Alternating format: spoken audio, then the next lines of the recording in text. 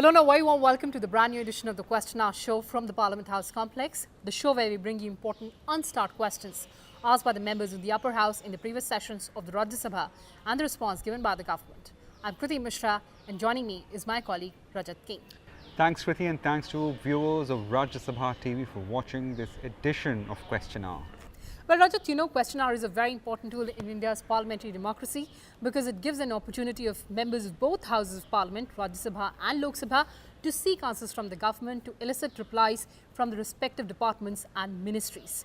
There are different types of questions, the start questions, the unstart questions and also the short notice questions. Now, start questions are those questions of which replies are given on the floor of the House during the session. Meanwhile, the other categories, the unstart questions, where replies are deemed to be considered to be laid on the table of the House by the Minister or the department concerned at the end of the proceedings. And Rajat, in our Question Hour shows, we collate all important unstart questions asked by the members of the upper house and the written replies given by the government. So let's begin the show.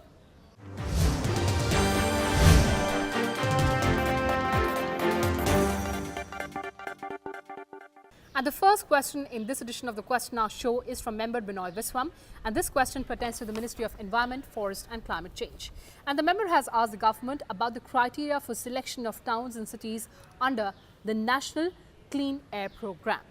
Well, giving a reply to the query, the ministry said that based on the ambient air quality data for the period of 2011 to 15, 102 cities were originally identified as non-attainment cities, exceeding the national ambient air quality standard for consecutive 5 years. Now, subsequently, considering data for the period of 2014 to 18, 20 additional cities have been identified as non-ambient cities.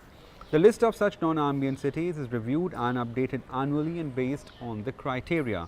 Now, 102 of 122 such cities are presently under the ambit of National Clean Air Programme. Under the National Clean Air Programme, city-specific action plans are being implemented in 102 cities. However, all non-ambient cities added in the list subsequently are required to prepare city action plans targeting all major city-specific sources, which include soil and road dust, vehicles, domestic fuel, MSW burning, construction materials and industries, with short, mid and long-term action besides identifying the responsible agencies. And joining us on the Question Hour show through virtual platform is Rajya Sabha MP Mr. Binoy Viswam. Mr. Viswam, welcome to Rajya Sabha TV and thank you so much for joining us through this virtual platform. Thank you. Thank you. So, as you know, our Question Hour show focuses on all the important unstart questions asked by the members of the upper house. And talking about the previous session, you asked a very pertinent question about the National Clean Air Programme. Tell us about the relevance of the issue, sir, and your take on government's reply. The National Clean Air Programme is very, very vital for the country. I should say, for the very existence of the people in the country, this program is very important. And that's why it was implemented. But that program is not covering the whole cities, at least, of the country. Forget the villages. In that program, I ask a very simple question, but important question. Why Delhi is not included? Delhi has no place in the program. How can one forget Delhi in this regard? The most polluted air is available for all of us who live in Delhi. The most polluted. And many a times it stands number one in the world for pollution. All sorts of respiratory diseases are conquering the people there. No difference, rich and the poor alike are suffered. Air has no classification. Oh, he is rich, he is poor. No, no, no. It's everywhere. And everywhere, the air is polluted. That's the reality in Delhi. And that Delhi is not seen in the list of cities that are included. I would ask the government to explain the reason why. Why this neglect of Delhi? Why this careless approach in the matter? This matter? Now comes the very important question. How you are going to clean the air? What's the method you are going to apply for that? And how much are the resources you have earmarked for the implementation of this program? The paltry sum. The paltry sum. When divided among the cities, a city is getting only a very, very limited amount of money. With that money, nobody can do any wonders. And more alarming is that even this paltry sum of amounts, which was provided by the center to the states, in many states, they failed to utilize that. They are so negligent about it. They don't care. Mainly, people always cry for extra funds, additional funds, enough funds. But the money that you got already is still kept with you. Not even spent for the purpose of the allotted amount. That means the people's right to have a safe air to breathe is neglected. Certain states, cities like Surat, they forgot to implement that project even to a minimal level. Hyderabad seems to be, according to the figures available, Hyderabad seems to be on a better situation, maybe the best among the list. Have a periodical checkup.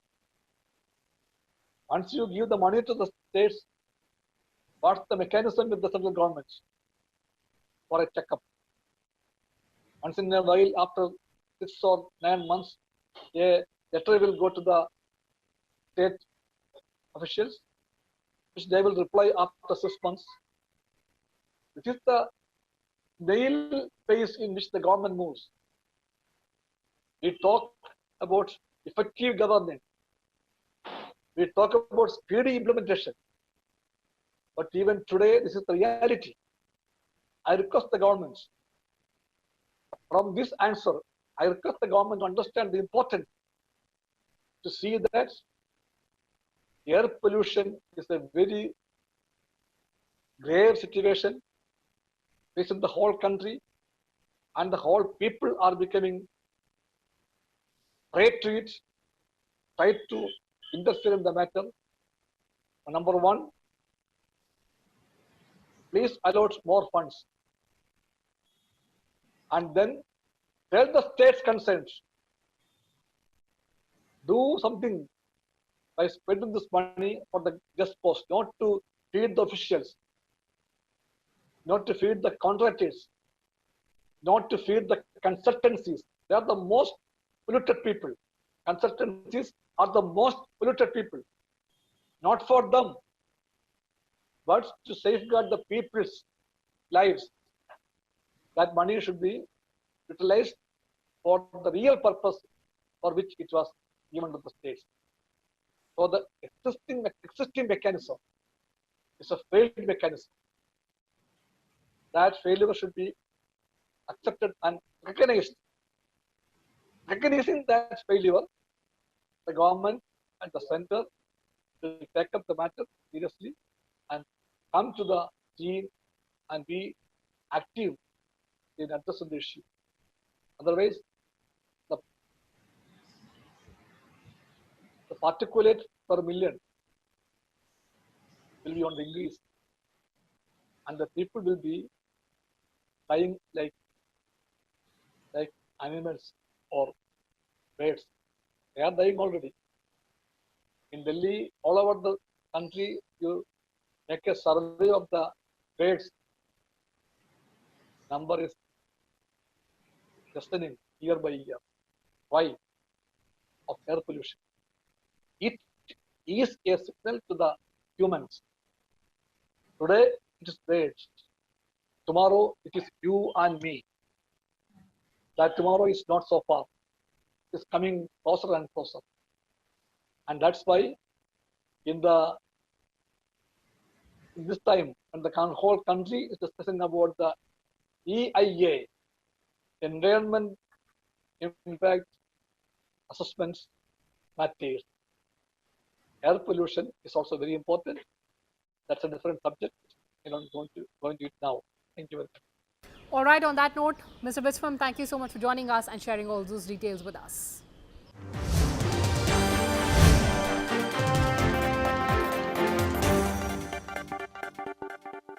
Well, moving on to next question that was asked by member Abhishek Manu Singhvi from Ministry of Jal Shakti. The member asked about the steps government has taken for desiltation of rivers in West Bengal and whether government is planning desiltation of river Damodar. Also, what are the steps taken by government to forecast flood and rehabilitation work undertaken during post-flood periods in the state of West Bengal? While giving a detailed reply to this question, the government says that erosion and deposition of silt is a natural process in all the alluvial rivers. Rivers pick up, carry and drop silt load as per the regime conditions, that is the discharge in river, river slope, morphology and nature of silt, etc.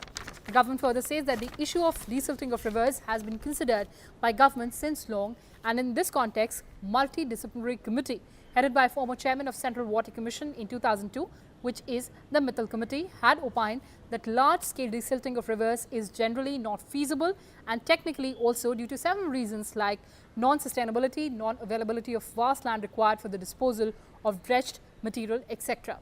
The government also says that the measures of flood management, including desilting of rivers, are formulated and implemented by the state government as per their priority. Government of India also supplements the efforts of state governments by providing technical advice and promotional financial assistance for extremely critical areas. State government of West Bengal has informed that desalination of Mundeshwari River for a stretch of 14 kilometers in Hooghly district is part of the recently launched, that was in February 2020, World Bank funded West Bengal major irrigation flood management project, and this is expected to improve the drainage of the flood prone lower Damodar Valley of Hooghly and Howrah districts. And time for a short break. Let's move on the other side.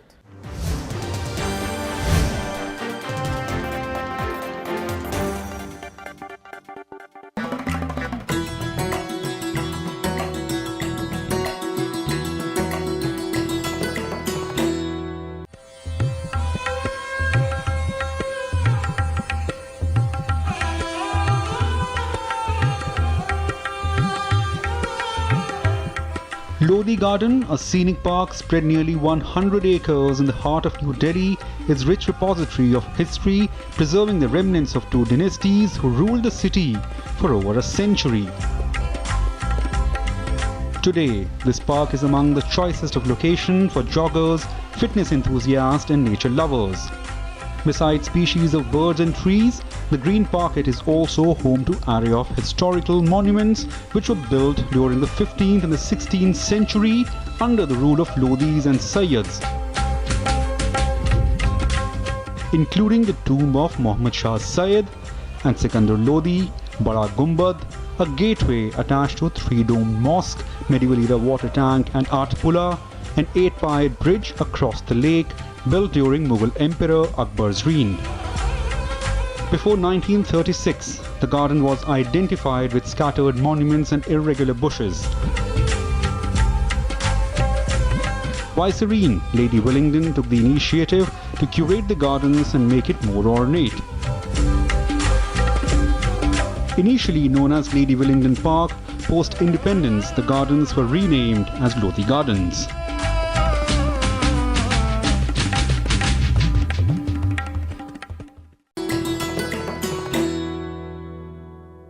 हम सभी corona virus की वजह से बहुत चिंतित हैं।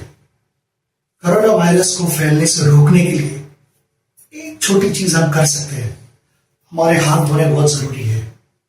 सिर्फ पानी से नहीं हाथ धोने हैं, साबुन जरूर इस्तेमाल करना है। और जब आप हाथ मल रहे हो साबुन से, ये आपकी सुरक्षा के लिए है। 20 सेकंड जरूर मलिएगा।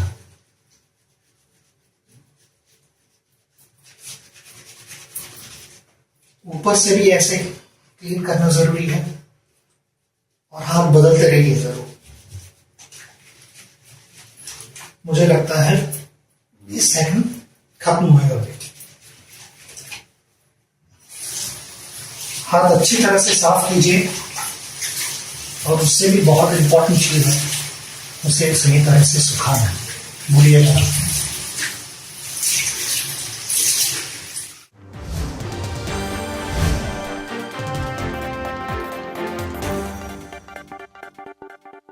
Welcome back. You're watching Question Hour of Rajya Sabha Television. Let's move on to the next question asked by member Pratap Singh Bajwa, and this question pertains to the Ministry of Micro, Small and Medium Enterprises.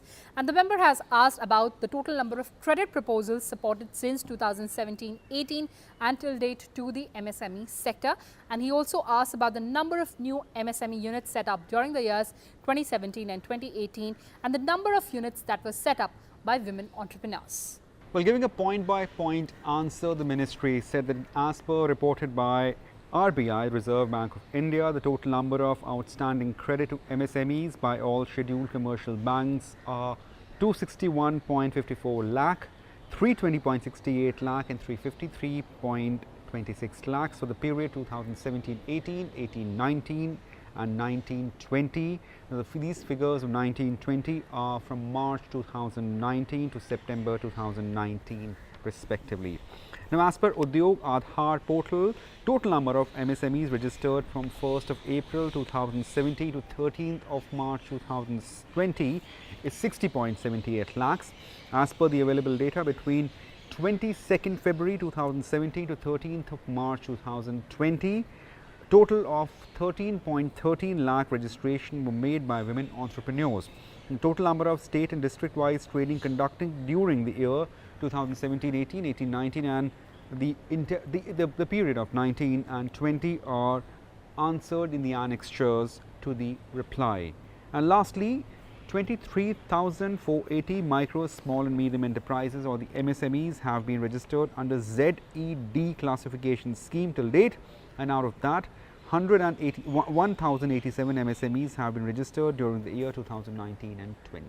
Well, the next question was asked by member Sushil Kumar Gupta from Ministry of Commerce and Industry. The member asked about whether it's fact that various ministries and departments may gift only tribal items to dignitaries at official functions and festivals in near future, and also what are the other initiatives the ministry proposes to promote tribal products internationally. Responding to this query, the government says that to promote government institutional purchases, Tribal Cooperative Marketing Development Federation of India Limited, which is called the TriFed, Ministry of Tribal Affairs has a presence in government e-marketplace through its outlets, Tribes in India. TriFed also markets tribal products through its own e-commerce portal known as tribesindia.com and also through other e-market channels. As a special drive for boosting the institutional sales and gifting, the government departments, central and state PSUs and other state federations or institutions, clubs, commercial bodies, corporates, etc. are being requested to patronize tribal products by purchasing these products from Tribes India for all their gifting to dignitaries at official functions and festivals. The government further says that TriFed, Ministry of Tribal Affairs, has been implementing the scheme of institutional support for development and marketing of tribal products or produce for socio-economic development of tribal communities. Tribes India outlets are operational at airports, namely Chennai, Jaipur, Ahmedabad, Udaipur, Coimbatore, Trivandrum, Pune, Kolkata and Goa. TriFed also participates in international exhibitions, trade fairs through Export Promotion Council for Handicrafts and India Trade Promotion Organizations. And now let's move on to the next question asked by member Ajay Pratap Singh, and this question pertains to the Ministry of Agriculture and Farmers Welfare. And the member has inquired whether program is being run by the government to promote the use of e-Seva in agriculture and whether the government is facing any difficulties or challenges in rolling out this scheme, the details thereof. Replying to query, the ministry said that Indian Council of Agriculture Research has established network of Krishi Vigyan Kendra in the country, which organizes various activities for creating awareness among farmers on modern agricultural technologies, including encouraging farmers for using e-services in the agriculture. Now, besides under Agriculture Technology Management Agency scheme, extension services are provided which include farmers training, demonstration, exposure visits, Kisan Mela mobilization of farming groups, and organizing farm schools on fields of progressive farmers. Now, language issues are major challenges being faced in spreading awareness amongst farmers in remote villages. The mobile app Kisan Suvidha app is available for farmers, which is giving unified services in the form of directory and advisory services on weather, dealers information, latest market prices, information on pests and diseases, agro advisory, call to Kisan call centers, soil health card information, details of cold storage and also the details of go downs. Well, moving on to last question of this edition of the show that was asked by members Rajmani Patel and Ami Yagnik from Ministry of Chemicals and Fertilizers. The member asked whether government has evolved any mechanism to control price of exorbitantly priced patented medicines to make them more affordable, and also what's difference between pricing system and negotiated pricing model. While giving an elaborate reply to this question, the government says that the National Pharmaceutical Pricing Authority of India, which is NPPA, fixes the ceiling price of scheduled medicines specified in the National List of Essential Medicines as included in Schedule 1 of the Drugs Price Control Order 2013. If any medicine, patented or non-patented, finds a place in the National List of Essential Medicines and therefore becomes part of Schedule 1 of DPCO 2013, it comes under the purview of price control. The government further says that annual price rise of non-scheduled patented drugs is limited to 10% of the previous year's price, as in the case of other non-scheduled formulations under the DPCO 2013. The government also says that reference pricing in general means that a reference price is allocated to a medicine included in a therapeutic category of medicine considered equivalent on the basis of safety, efficacy and also outcome. When this is done only with reference to the products in that country, that is referred to as internal reference pricing. On the other hand, external reference pricing, price of medicine of one therapeutic group is compared with the price of the same medicine or therapeutic equivalents in similarly placed countries. Very often, under this principle, price of medicines that is fixed at the average or medium or lowest of the price of reference countries.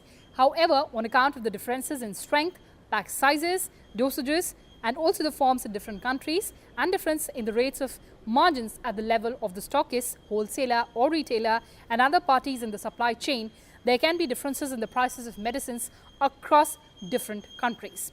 Nonetheless, a scientific analysis based on the income levels and purchasing power parity of different countries will enable setting of prices for these medicines at levels which are reasonably affordable from the public health perspective. Well, that's it in this edition of Question Hour. Thanks for watching this episode. Keep following Rajya Sabha TV. Take care and stay safe.